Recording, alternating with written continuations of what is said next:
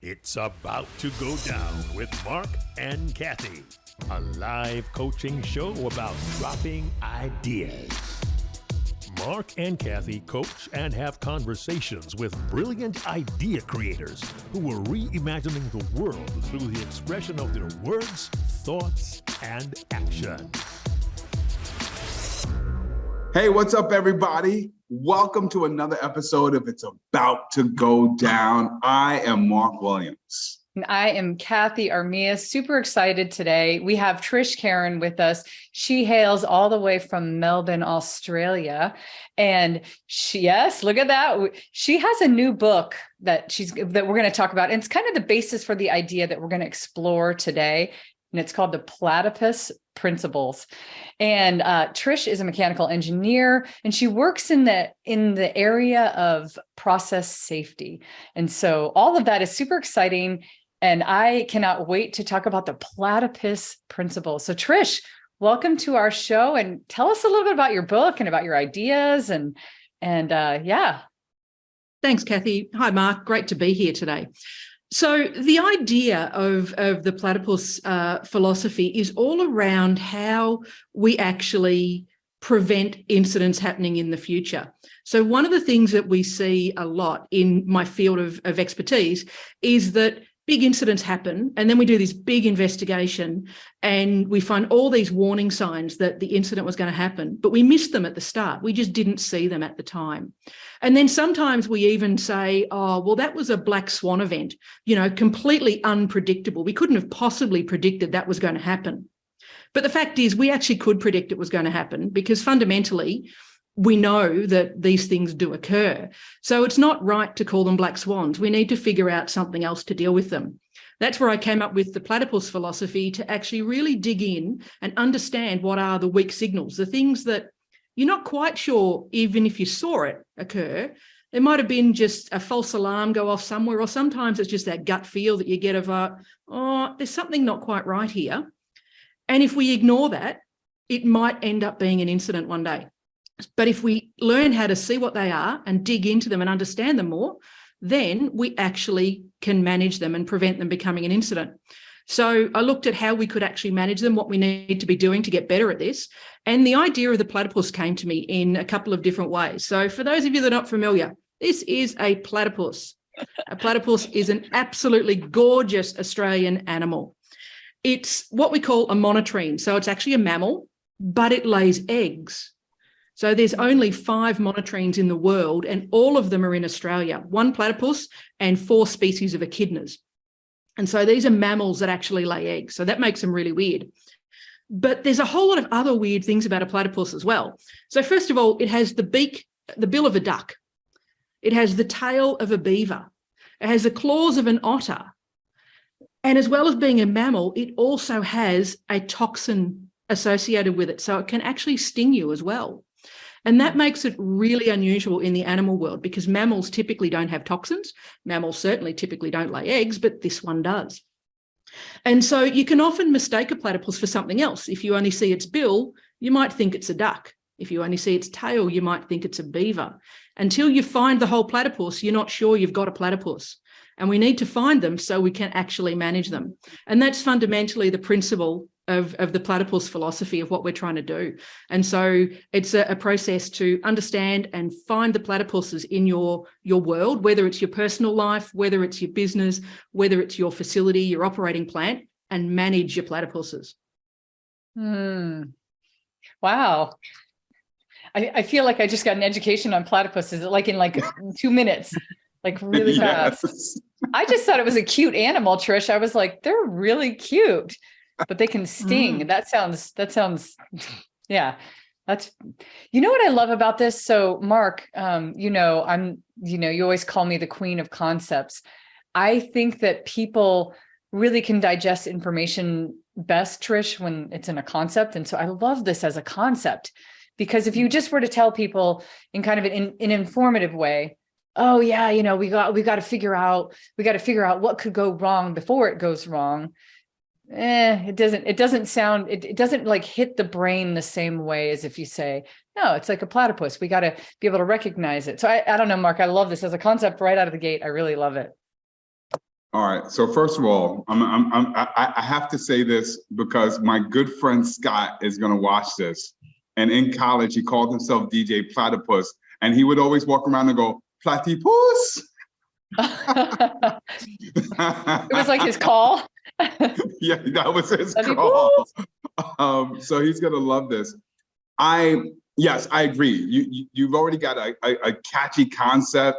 I love the way that you explained it. I even love the way that you said, if you only see one part of the platypus, you might not really figure out that what you're seeing is a platypus. And I love the fact that this has come from your work in mechanical engineering and process safety.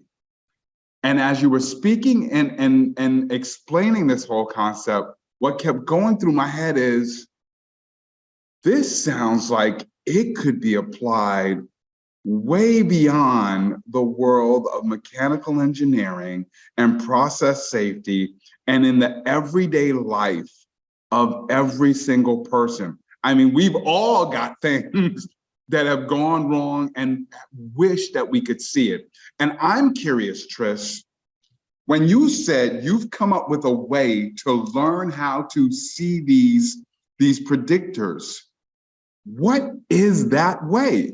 Mm-hmm. Okay, so it's a way to try and identify what's going on. So I talked about this idea of weak signals at the start. So these are the little things that happen that you don't quite notice, or you might notice, but then you just dismiss it. So the idea is, and I actually use the acronym of platypus to remember all the steps as well, because I love a concept as well. My brain works in concepts and they're easy things to remember. So the first P is that you actually have a partial sighting of a platypus. You've partially noticed something. So you have to actually notice it and record it and report it, that you've had the partial platypus sighting. Then what you need to do is start to look at the data that you've got and link it together. So what else is happening with the other data that's going on around you? What are the other signals that you're seeing? That's your L. Then we get to the A. That's where you analyze the data, because a weak signal is basically uncontext data. So stuff that you can't quite make sense of until you look at it a different way. So you have to analyze the data, understand what's going on with that particular information. Then we get to the T, the task and timing. What other tasks were going on at the time? And you start to analyze some of that detail. What time of the day or night does this weak signal appear? Does it always appear at a particular time of the day or at a particular time of a cycle of something occurring? That will start to indicate where you need to dig in a little bit further. Then we get to the why, yesterday and yonder. Has this happened before? Have you seen this signal before? Have you seen this signal somewhere else, somewhere yonder, elsewhere that it may have occurred? Then you need to actually perceive what these scenarios could be when you start to put all this information together. Perceive what the scenario could actually be that we could be getting to. Then you get to the point of understanding what those consequences are and what the controls are that you can put in place. So once you've got what the consequence is, then you can start to put your controls in place. And lastly, you need to secure and manage the platypus. So you need to identify where it's going to crop up next and how you're going to deal with it, knowing that there's always going to be a platypus lurking around somewhere. You've just got to be able to find them so that you can manage them. We don't want to eradicate them, because they actually can have some good benefits as well. And not all of them are toxic. It's only the males that are actually toxic. The females can't hurt you. Only the males can. So that's just another little factoid about platypuses. Yeah, so it's that idea of just following through the letters of the platypus to remember each stage so that you can focus in on the information you've got and seek out the additional information you need to eventually come up with a management strategy of what you're going to do with that particular platypus, being able to predict when it's going to turn up and being able to identify how you're going to handle it when it does. All right, Trish, here's my follow-up. I hear that the partial sighting, that first steps you have to notice. Yeah. Why do we struggle with noticing things? That's a really good question, Mark. And there's a whole science behind that in terms of understanding the different cognitive biases that occur. So I think there's currently 188 different cognitive biases identified. There's a whole series of them that apply to why we don't notice things. So it could be, for example, anchoring bias. So that's where we tend to stick to the first piece of information we receive and dismiss everything else because we're stuck on this first anchor piece of information. So from the identifying, seeing the platypus perspective, that might be things like looking at, the last time I saw the bill, it was a duck. It wasn't a platypus. So there's no platypuses here. I only have ducks. So, you dismiss something. Another classic bias that has a big impact in this area is confirmation bias. So you only look for the information that confirms what you already believe. Another one is the curse of knowledge. We fail to recognise that other people don't know what we know. So we assume they know, and we don't create that shared learning, that shared context with people to see different things and help them see different things as well. So there's quite a few different biases that actually impact our ability to see a platypus in our facility, in our life, in our work around us. So we need to try and understand what they are. In my book that I've written, The Platypus Philosophy, there's a whole section on here are the most common biases that are going to prevent you from seeing the platypus. And here's some ways to reframe your thinking so you're more open to seeing it when it occurs. Wow. Well, Trish, I really love that. Oh, you were talking and I was like, oh, my heart. I love psychology. So she started saying things that I love. I very much study. Like when you said the curse of knowledge, I was like, oh, so many of us are cursed with our own knowledge. We can't understand how other people could see the same information. And wow, you really hit it. I really love this because you are getting to the heart. And Mark, that was such a great question, but that you are getting to the heart of why somebody would not be able to notice something or that they would dismiss it. There's probably one that's in there, like a survival bias as well, too. Like we see something, we know that something bad could happen and we're like, oh, that will happen to everybody else. It's not going to happen to me kind of thing, So I love that you have that as part of your book. It sounds like too, have you been speaking on this topic yet? I know you wrote the book, but have you been talking on it yet? No, not yet. Okay. This is literally hot off the presses. Nice. So I will be doing some more speaking on it in the coming months. So I have a regular podcast and a webinar with a trade journal in the US, and I'll actually be doing the platypus philosophy on that in the coming months as well. So certainly trying to get that message out there and talk to people about why I think this is important. And I do really think this is an important next step because we're not learning from our past incidents. If we were, we wouldn't still have them. So there's something missing in the way we're currently doing something. We need to do something different here. And I love the art of storytelling. I love creating interesting ways for people to learn something they need to learn. In fact, that's another one of the biases is the bizarreness effect, which is all about, we create something memorable by doing something strange or bizarre. People are more likely to remember it. So that's also one of the reasons why I just love the platypus, because it seriously is the weirdest animal on earth. I actually did not know how weird it was, Trish. When it was first discovered in Australia, they sent a specimen back to the UK in the 1700s, and they thought it was a taxidermy hoax. They thought someone had sewn different parts of an animal together, and they actually dissected it looking for the stitch marks because no one believed this animal could possibly exist. It's that weird. It's proof that even the unlikely can happen. Ooh. I love that line. I love that line too. I was like, it's proof that even the unlikely can happen. Yeah. So okay. Why don't we do this? This would be fun then, because I feel honored, Mark. We're like the first. This is hot off the press. It's the first time she's talking about it. Like I'm feeling awesome about this. Wait, say that line one more time. It's proof that what? One more time. The platypus is proof that even the unlikely is possible. Oh, that even the unlikely is possible. I think this would be fun. I think it would be fun to maybe hack together kind of a talk, right? Let's say it was a TED talk, like that. We're going to hack this together. Like, what would be a good opening? How would you close? Like, what would you put into this talk? And so, Trish, we'll ask you first because you're closest to the knowledge, but it'd be kind of fun to kind of pick that apart a little bit and go, hey, you're going to give this, maybe you're going to give a keynote, next week or something on this. Like, what would you use to open it? Because you have a lot of meat, obviously, and that content. It would be interesting to kind of mess around and see like how we could get some storytelling around it. Yeah, so what I'm kind of thinking is like the opening is because people are now more familiar with the idea of the black swan that people talk about, we couldn't predict it. That was the black swan. We couldn't have predicted that was going to happen. And that's actually another story from the colonization of Australia, the discovery of black swans, and the idea that nobody thought black swans existed because no one had ever seen a black swan, because the Western civilization hadn't been to Australia. But Australia only has black swans. We don't have white swans. So to us, a white swan would be strange.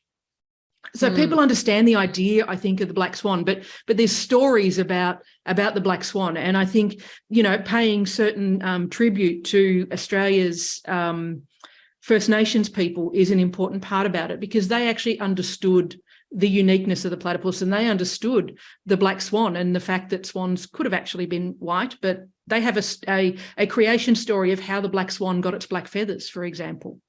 And so I think there's some really powerful, interesting storytelling to open it up around, I want to talk about black swans and why black swans don't apply to, large scale incidents.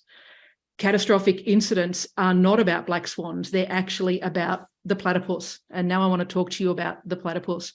There's also a really cool creation story from the First Nations people about the platypus as well. Well, there's a couple of them because of depending on what part of the country you're in, but they also have some really amazing creation stories as well. Hold on. We love a good story, right, Kathy? We love a good story. And first of all, Trish, I got to tell you, I am so Brooklyn. That when you said the black swan and everybody knows the black swan story, I'm like, I know the pigeon story. I don't know if I know the black swan story, but here's the story that I'm wondering about. When have you, Trish, had the experience of not noticing something?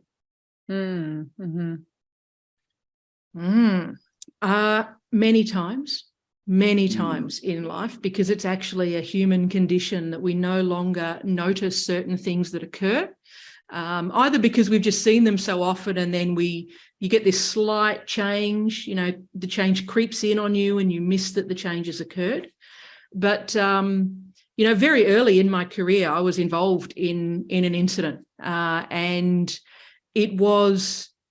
there was a particular fault in an assembly of some equipment that I didn't notice at the time. And then an incident occurred and we had a spill of flammable product, and we tried to stop it.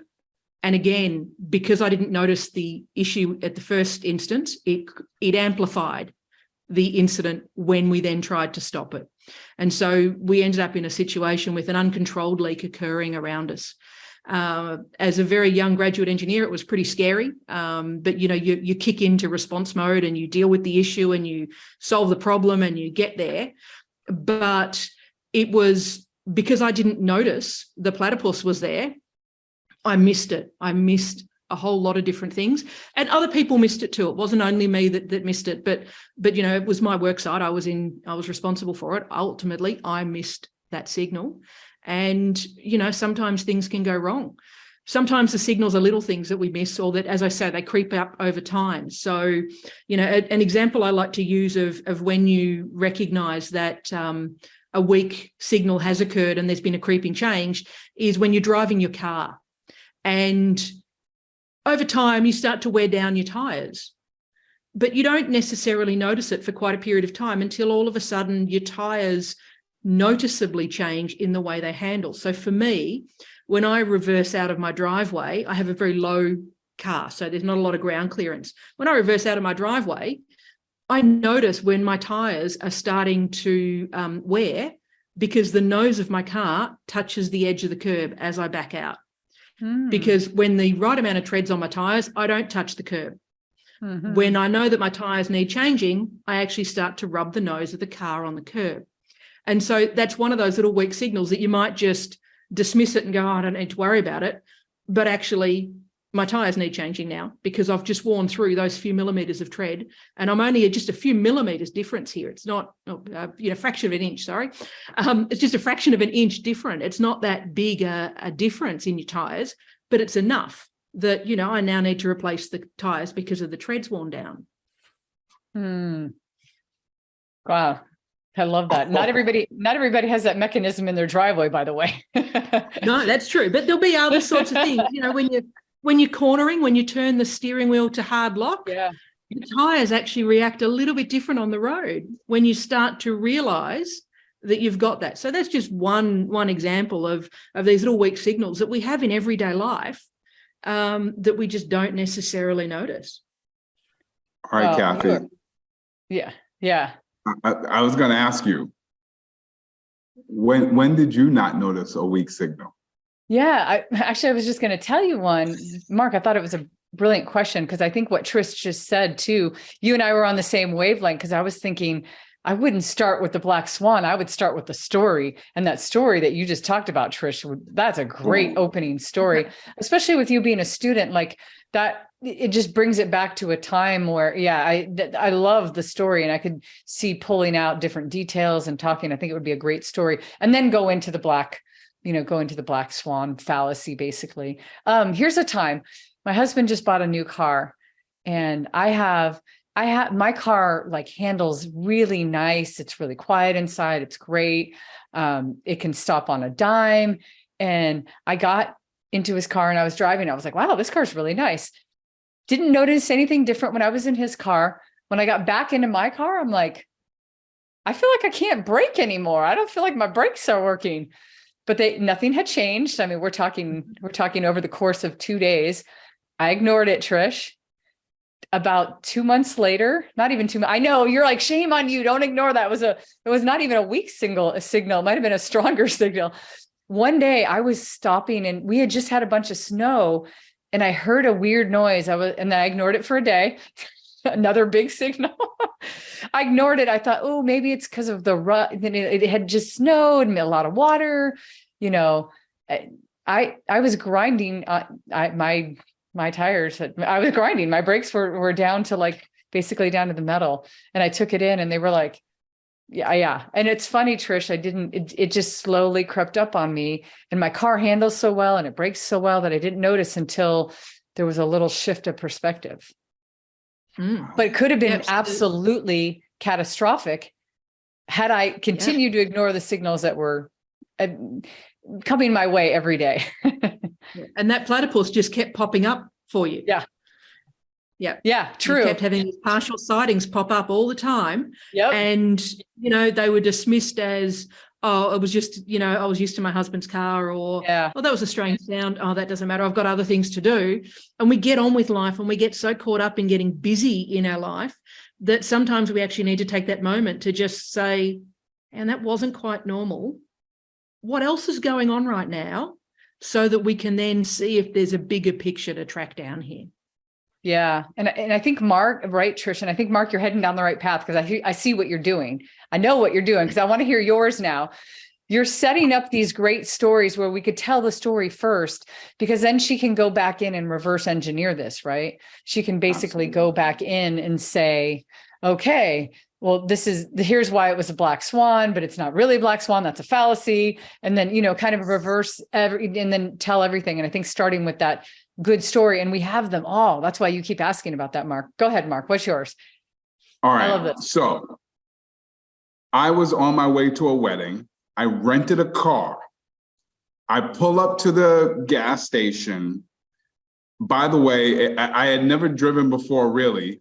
I rarely had any experience. I pull up to the gas station and I start pumping the gas into the car.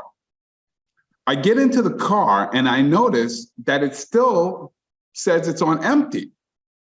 So I think, well, clearly there's something wrong with the needle, because I just put all of this gas in the car.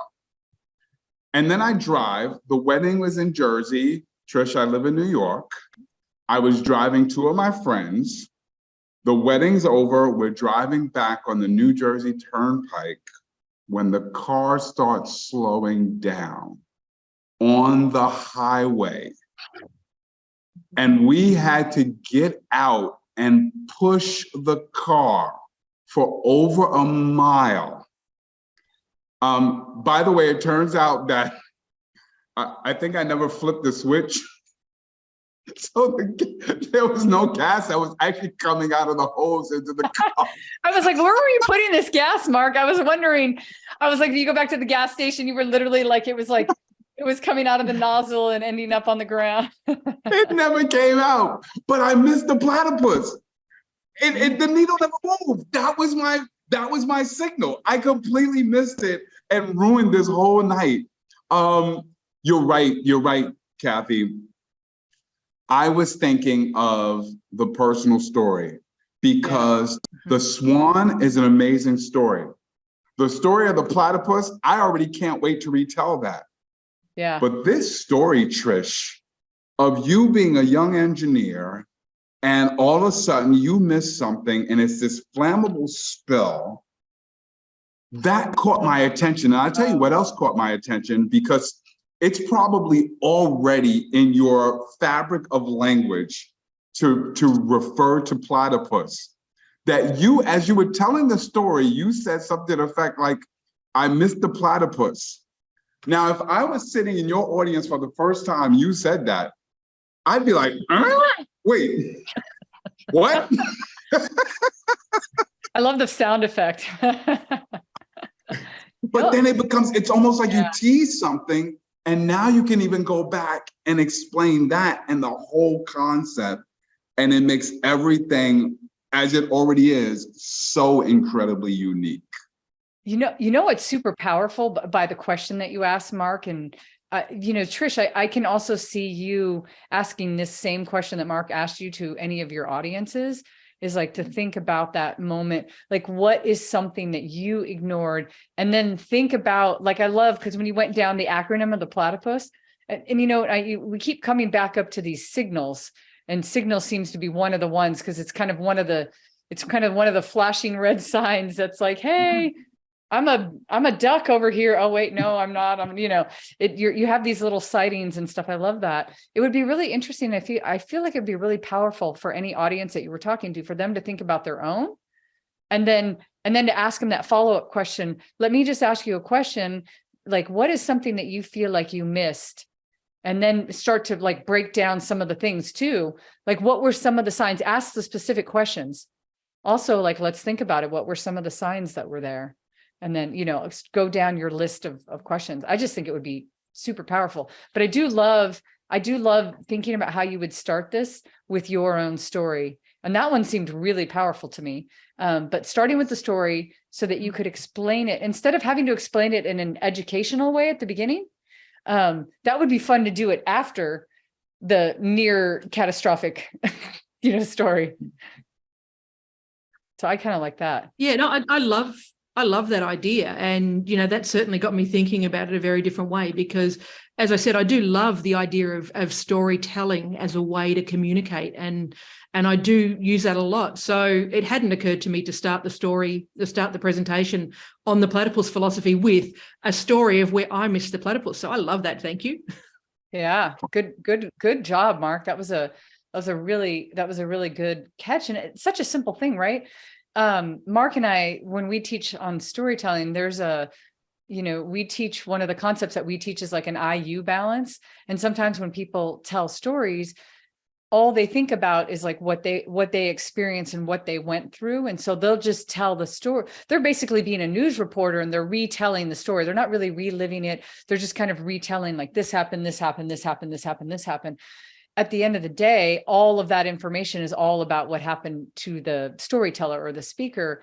But I think when you can be in your best space when you're telling a story is when you can get your audience into it somehow. Even if it's in the middle of your story and you kind of pop out of it for a second and you ask the audience a question.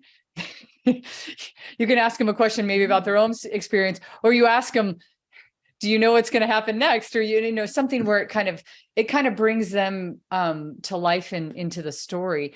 I also think, you know, I don't know if you know this or not, Trish, but you know how one of the most powerful things that you can do in a story is bring our senses into the story. It connects people to it immediately. And so if we can bring some kind of visual, of course, and I think people go to visual first because that's what they think storytelling is. But truth be told, pound for pound, the most effective sense that you can tap into. Do you know what it is, Mark? Do you guys know what it is?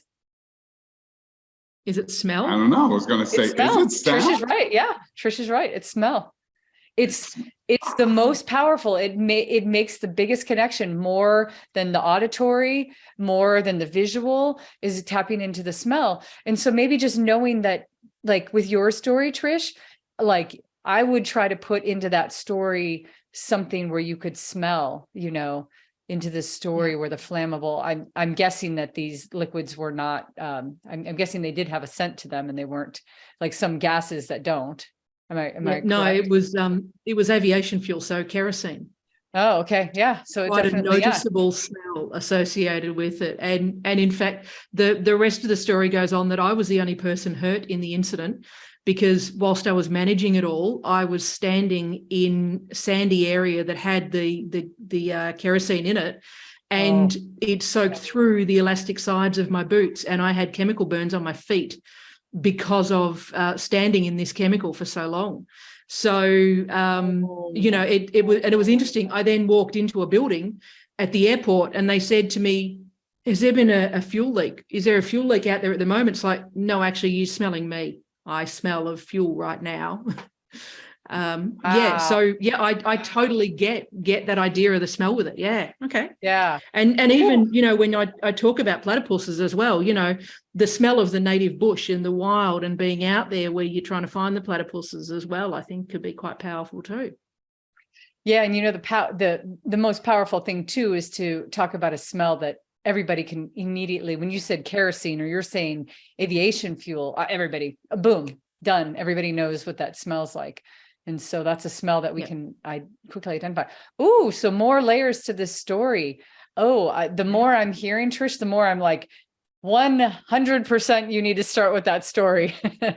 I mean, and it also really, I love this a lot when I'm coaching people to give a TED talk, is sometimes there will be somebody that will talk about an idea and, you know, the audience is thinking to themselves, that's a really good idea. But they also have to ask that question, but why are you the best person to be talking about this idea? Like there's always that expertise thing in it too. And that immediately puts you as the expert of why you're talking about the platypus principles, because of something a story that you dealt with in your, you know, in your school years. That, don't you agree, Mark, in that case of like, that's her expertise right there. I mean, beyond, of course, I'm not dismissing all of your expertise. I'm sorry, Trish, I don't mean it that way. But as far as the story goes, though, I mean, of like, you know, of learning from the story, not all of your, you know, not all the work that you do on a constant basis. There's a ton of expertise. You know, I always say, I love the way you think. And I also love that you just shared this nugget about the senses that, you know, or the sense itself that resonates. Because Trish, I got to tell you, the ending of that story about walking in the airport and saying, I smell of fuel, and the fact that like that part of the story as an ending just drew me in even more. Because I think it just highlights not just that I missed something, not just that something big happened here that maybe on a layman's terms, I can't get. But then you talk about walking into the airport, like many people have walked into the airport. Yep. And now I see it I smell it, I feel it even more. So what I love about Kathy's question there at the end, and then this whole revelation about the senses, is it just built and strengthened the story even more, and adds that, I don't even want to say credibility. I think it's that ethos part of it, that reputation that Trish is the one to talk about this. And I think the other part that really resonates with me is then it starts to really dig into what can go terribly bad if you don't notice something. Yeah. And I think that's what gets people to want to listen to you even more. It's the pain and the anguish that we can actually go through. Because I would not want to imagine that I was standing in fuel. I would not want to imagine that. That heightens my concern. And now I want to listen to you more. That's awesome. All right, Trish, I'm going to throw one more question at you, because I think this could be a good engagement with the audience and a good way to speak on this. What about, these keep coming up, the signs and identifying. What if you had a way in that moment to, like, now I'm picturing the middle of this talk that you're doing somewhere, right? And you're talking to an audience, and now we understand the fallacy of the black swan, and we understand the platypus and all the things that she said, and we heard her story. So we have a visceral reaction to, like, what could go wrong. And we can't help, psychology says we can't help but to put ourselves in a situation like that. So how could you ask the audience, like, what it would be? I feel like it'd be really good to ask the audience, what are some things right now? What are some little signs that are, what are the weak signals that are being thrown at you right now? I wonder if somebody would think about their car. Would I go, you know what? I keep ignoring this weird noise in my car. Maybe it's a signal.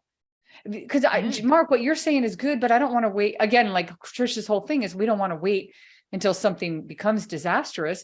So I think the most powerful thing that you're teaching, especially in that moment to a whole bunch of people, would be to make them think about the thing that might be right in front of their face at the moment. Yeah. And to really have them delve into, where is the platypus here? And what do I need to do to find it so I can manage it properly? And I think that's where, for me, if I can get people to a point in their work or their life or whatever, where when something unusual happens, their first thought is, where's the platypus? Then that's a great place to have got to, because at that point in time, they're open to looking. Until they actually wonder where the platypus is, they're not open to looking yet, to understanding and to delving in further.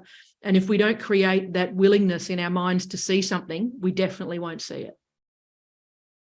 And Trisha, okay, so one more thing. I love, because, I think Mark and I are both suckers for a good acronym. Love the acronym. I was a little nervous when you were spelling it. I was like, am I spelling it right? And then as you said the things, I was like, okay, I got it. I went down the list. But I love that as kind of the big version, but I also wonder, do you have a short version? Meaning, like, do you have ask yourself these 3 questions or these 2 questions to know if there's a platypus looming, so that, because the other one, I think your acronym really talks about how to deal with the whole situation. But if they're just looking for the signals, or they're just looking to identify the platypus, what would those questions be? Yeah, so I think as one, is there a platypus here? Where is the platypus? When's the platypus appearing, and what do I need to do about that? I think is another key one as well, of, why is this happening now? What's particular about now that's causing this? And then, how do I manage this platypus? Assuming I've got one, how do I manage it? Okay.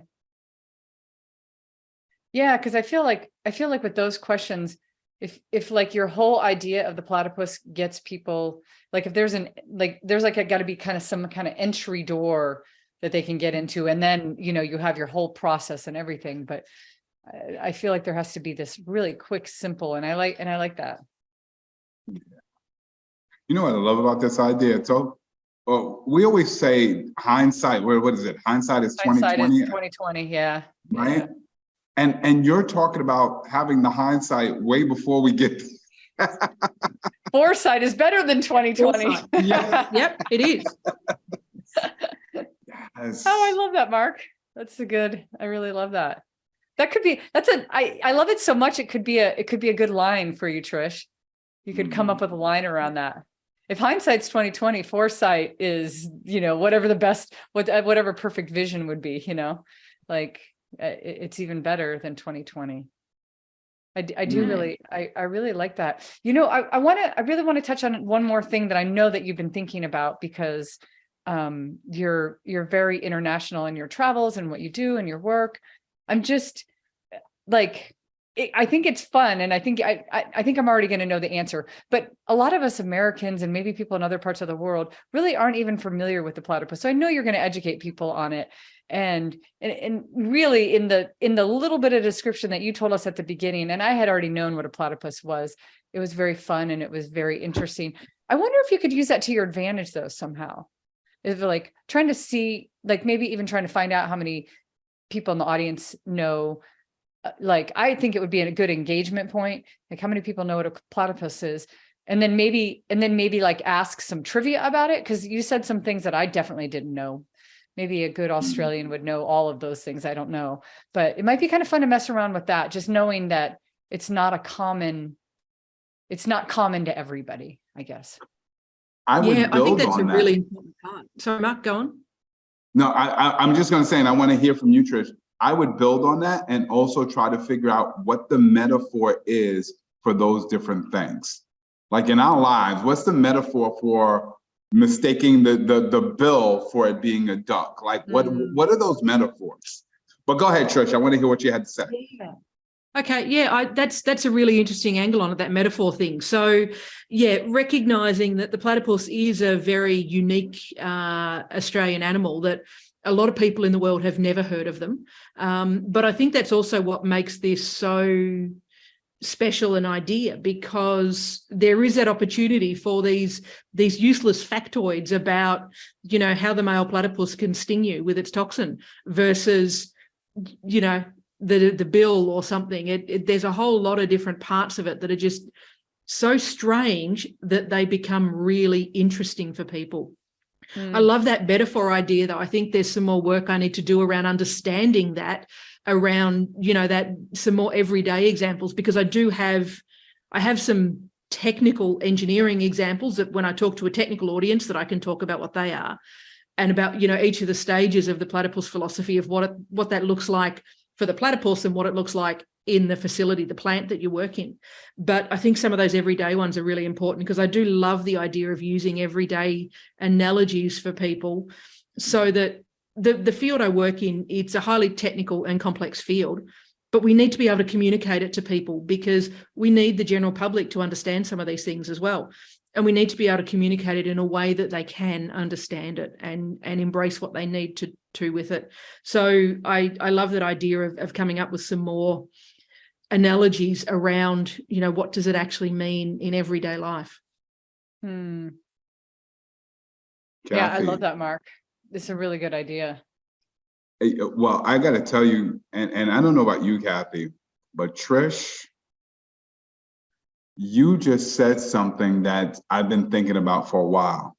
You have the technical background, the technical language, the technical audience. But we were talking about cars before. Mm-hmm. And then I wrote down health. And I wrote down relationships. And you talked about work. I mean, we talk about the metaphor, and we're talking about you, Trish, taking this platypus principle and not only speaking in the area of mechanical engineering. I mean, there's a whole world. This is so universal that all of a sudden they're pulling you out of your technical world and they're saying, listen, can you speak to the couples? Because if my daughter brings home another fool. You're like, I've been married for a while. I think I see a lot of platypuses swimming around. But yeah, I think that's really right, Mark. I think the more I think about this idea and talk with people about it, the more I realize that it actually does have some quite universal application, because, you know, these little weak signals happen in our everyday life, and sometimes they turn into an incident that either hurts us or hurts someone else around us. And we need to still try and stop that as well. It's not only about the workplace. That's where the idea started. But I think there is something more broad here. I think the framework can actually apply across everyday living in a whole lot of stuff. And, you know, if people can start to, you know, embrace the platypus philosophy as a way to deal with all of these things that happen to them every day, then I think we're going to end up in a much safer, better world. Yeah. I love that. I love that we took and opened that up a lot more too. Because Trish, I could definitely see you giving a TED talk on this. And, you know, on the TED stage, it's kind of a unique place, because on the TED stage, of course, everything that's there, it's like, you know, many times in our areas of expertise, people are like, talk to your audience. And, you know, for the TED stage, it's like, who's the audience? The whole world. Like, you know, could be a teenager in one country and a 90-year-old in another country and everybody in between. And so it really is taking it to this level that Marc's talking about, that's like, oh, well, you know, engineers love to be very engineery, right? And they love to talk technical and love to be in that space together. And so you're like, okay, I can hang with that. But I mean, I think you'll catch more people in general if you can talk about it in some of these analogy ways. So I love that a lot. That's a really great idea, Marc, because she can just sit, like you can just sit and start writing analogies to everything and have fun with it. And then you'll have material for life. Like you can talk about this in any venue, to any audience, right? I love it. Okay. So one other thing I wanted to chat, well, we'll play another game, because Marc, you kind of initiated a game that we really didn't call a game, but we kind of initiated, like, what's the big thing we missed? And we all talked about it. And Trish, it turns out that your story is like the best. We kind of know in general, what I'm hearing, Trish, is that you want people to pay attention to, you know, look for the platypuses in your life and in your area of expertise or your field or work, whatever, wherever you're delivering this. What's a strong call to action we can do in that space? What could we do a little bit stronger? Like that's the expected, I feel like that's the expected thing that somebody would say. How can we come up with something unexpected? Wow, that's a really good question. You don't often get me stumped for words.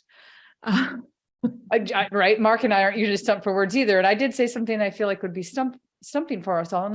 And so I'll start. Not that I have an answer. I just want to brainstorm on it for a minute, because I feel like it'll be if I heard you start to tell this talk, I feel like at the end, that's how you would wrap up. But I would love for you to do something stronger and something that would really make me leave and think about it in a different way. I mean, one of my ideas was kind of what I was saying about the middle stuff, is to really get somebody in a space, because maybe you have a couple questions where you can really get somebody in a mind frame of something that might be within their realm or their world right now, whether it's work or home or life or friends or family, whatever, it doesn't matter. They could be thinking about it. And maybe at the end, it could be some kind of visualization of what would happen, what could be the disastrous outcome if you don't take care of the platypus now. Like maybe it could be that, Marc, because you kind of alluded to that before. I don't know. That's one thought. Marc or Trish, do you have an idea? I wonder if it's something around, so right now, today, what is your platypus? What do you need to worry about right now? And what platypus do you need to manage? Because there will be a platypus in everybody's life. Mm-hmm. What's yours? And what do you need to do to manage it, rather than just sort of, we need to look out for the weak signals. We need to make sure we see them. It's like, you've got a platypus right now. Where is it? And what are you going to do with it? How do you wrangle that platypus? I really like that. That's strong, because that's basically saying, I promise you there's one out there. You just don't see it right now. Ooh, I like that. Yeah, I love the urgency of that. I do too. I like that. Right? I really love that. And you've said that quite often, that it's in our everyday lives. So people kind of walk around, I hate to say blindly, but maybe not noticing these things, may just think like, there's no platypus in my life. I live in New York. There's no platypus in my life. You live in New York. There's tons of platypuses.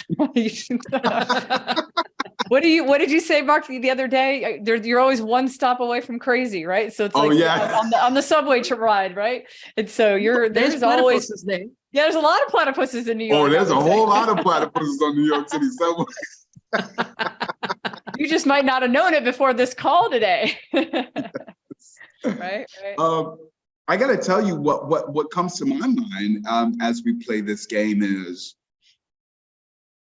the struggle with noticing the weak signals, the struggle with noticing the platypus. Well, by the way, is it platypi? Would that be the plural? Okay, so technically either platypuses or platypi is acceptable. Oh, okay. And the collective noun is a paddle. A paddle. A paddle of platypuses, like, rowing a boat with a paddle. Okay. A paddle of platypuses is its collective noun. Huh. Thank you for that education. We are learning so many things today. We are. Right? So here's what I was wondering. It's so difficult. Like, we struggle. You went over earlier, but from the confirmation bias, you gave us all of the biases that we struggle with. And you said that, like, on an everyday basis, these things happen and we don't notice them. So what if a call to action was also some type of, I don't know if it's a daily exercise, like building the habit? How do I build the habit to notice these platypus? Because I can notice it's one big thing, but how do I eventually build a culture and a lifestyle of being able to notice these things? Again, that's a really good question. And there's some parts of it that, from a work perspective, I've been doing for a long time. It's around, every day you check what sort of alarms you've had happen in your plant, and you understand, well, that's a bit different today. There's something else going on. Translating that into the everyday life, it is, what's a little bit different every day? What's that? If we get into the habit of every day just sitting down and taking a moment to reflect and say, what have I seen today that's a bit different, and forcing that thinking about something that's a bit different, that could certainly get you into a habit of starting to notice. Because if we take the chance to force ourselves to notice something to start with, over time we should start to develop that habit of starting to see it. So one of the things that happens, so I travel a lot, and it's really interesting. One of the interesting parts that I've noticed is, I wear a fitness tracker, a lot of people do. When I travel, my resting heart rate increases, and it increases by about 10 beats a minute. And you can actually plot by my resting heart rate whether I'm at home or whether I'm somewhere else in the world. And it's actually related to, when I travel, I'm hyper alert of what's going on around me. There's lots of threats in our world every day. I'm not scared and sit in my hotel room, but I'm aware of what's going on around me. I become far more aware. I notice the people in my vicinity. I notice that unusual behavior over there. I'm not quite liking, I'm feeling a bit uncomfortable in this situation, so I'm going to go somewhere else. I'm going to move and do something different. And so it actually, it manifests physically that my heart rate increases by about 10 beats a minute. And I've been tracking it now for several years, and it's really quite accurate and, almost scary that it's like this realistic for me. And so, I have those habits when I travel. I become far more relaxed when I'm at home, which is interesting in itself, because I'm familiar and I'm comfortable, and I'm probably complacent as well, potentially. So, the idea of being able to translate some of my hyper awareness when I travel into my home life might actually be a good thing for finding my platypuses, because it's about me, just noticing that, I saw something unusual today. So let's take a moment each day and think about what unusual thing we saw. Reflect back on it. You might not even notice it at the time, but reflecting back, you might think, oh, actually, I saw this today, but I didn't process it at the time. I didn't realize it was subconscious almost that I saw it. Wow.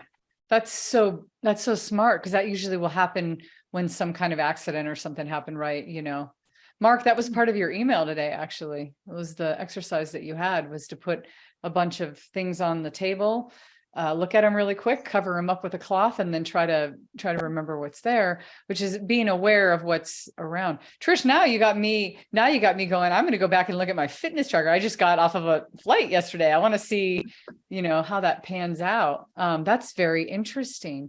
See, I think, you know, what's really cool that I think you should do, Trish, is I would be sitting and collecting all these nuggets of how you can, I mean, your whole talk should just be analogies to everything. I did like that, you know, now, like, it should be like, oh, it's kind of like, and you can have all these little mini stories and these little mini analogies, you can have metaphors, but everything you can make, you know, and so that doesn't become an, you know, you obviously, Trish, you do a great job of like telling a story and bringing up interesting information, but I could definitely see somebody taking your same information and being way too informative and not sprinkling these things that will really make great connections. And so I love this. I think it's really Wow. I got to tell you, Kathy always talks about having a story file. You've got an analogy file. And it starts with your everyday habit of just noticing. I love the way you said it, of noticing the unusual things. And I'll tell you, Trish, first of all, I already know, I always tell everybody, I'm about to go to the kitchen table when we're done, and I'm asking everybody at the table, my kids and my wife, what was something unusual you saw today? I like that.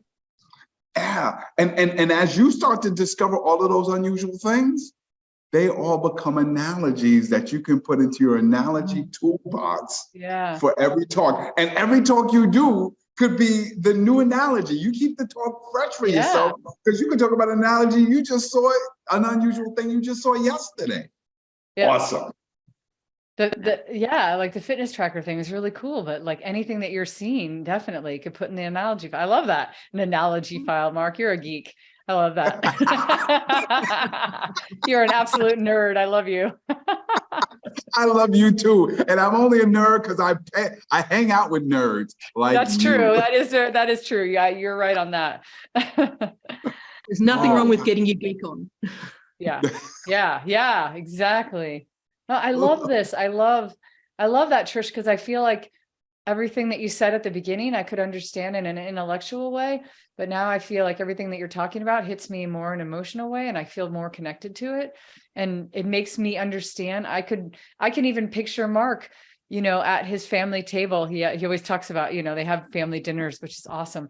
And the family's sitting around, and then I could see you, Mark, asking the family, so what are some things that were unusual? I mean, these are all great conversations or thoughts or questions that you could throw out to audiences too, that make them engage, and their brain is trying to answer. Their brain is searching for the answers, even if they're not easy to come by. I love that. So it's one thing to like understand it as a concept, and it's another thing to like really be feeling connected to it.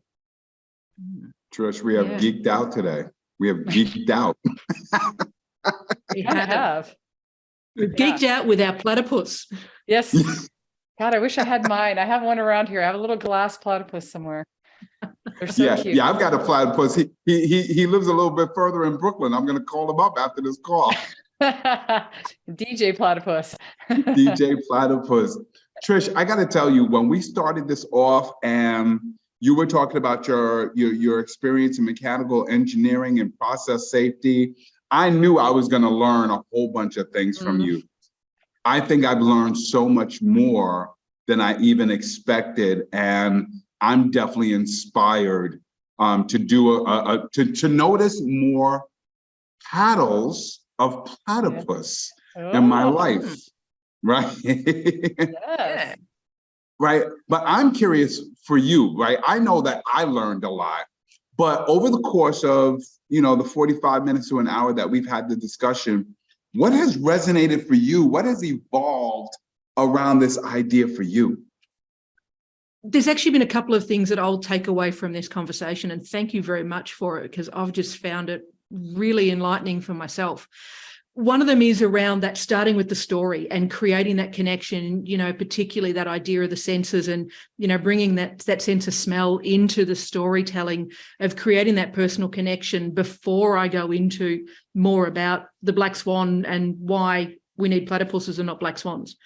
And the second part, I think, for me, really was that challenge around, so, what are we going to do that is that really big challenge to get people to see the platypus sightings going forward. And I think that those analogies and that getting people to notice those little things every day has really helped cement in my mind how I can better communicate this idea. Because I really believe in this idea, obviously, because I've staked a lot of my professional reputation on talking about platypuses as a professional engineer, so that's a bit weird. I think there's something really important in this story, and I think there are a couple of the big takeaways I'll take from it. Awesome. And Trish, where do people find, first of all, where do people learn about your book so we can get a copy? And where do we learn about you? Because we're going to be following you and hearing TED Talks from you, and we want to learn more. So how do people find out about you and your book? Okay, so here is my little book, The Platypus Philosophy. I have to say, illustrated by my incredibly talented niece. So it actually is full of color illustrations as well. You can find my book on Amazon if you just search The Platypus Philosophy or my name, Trish Kerin, it will come up. And I do have a website, leadlikekerin.com. So lead like Kerin.com. And Lead Like Kerin is also my Twitter and Instagram handles. So come and check me out on social media as well. Check out Trish. Check out the Platypus Principle. Check out Lead. Oh, I love that. And check out all of the unusual things that are happening in your everyday life, because if we can notice those things, we can prevent all of those different incidents that Trish is helping us to avoid so that we can live a safer and better life. Trish, this was an awesome conversation. And I hope that after listening to this, there's going to be other people out there who are watching who are not only noticing the unusual things, but they're also noticing people in their lives who have ideas just like yours. And they want to hang out with Kathy and I to have an idea conversation. So to anybody who's watching, whether it's you or someone you know who has an idea and you want to just have a conversation about how to evolve it so you could reach more people, check out our website. It's About to Go Down Show. Go to our YouTube channel, check out old episodes and future episodes. And until next time, don't forget the paddle of the platypus. Don't forget that smell is the #1 sense. And don't forget, lead by Kerin.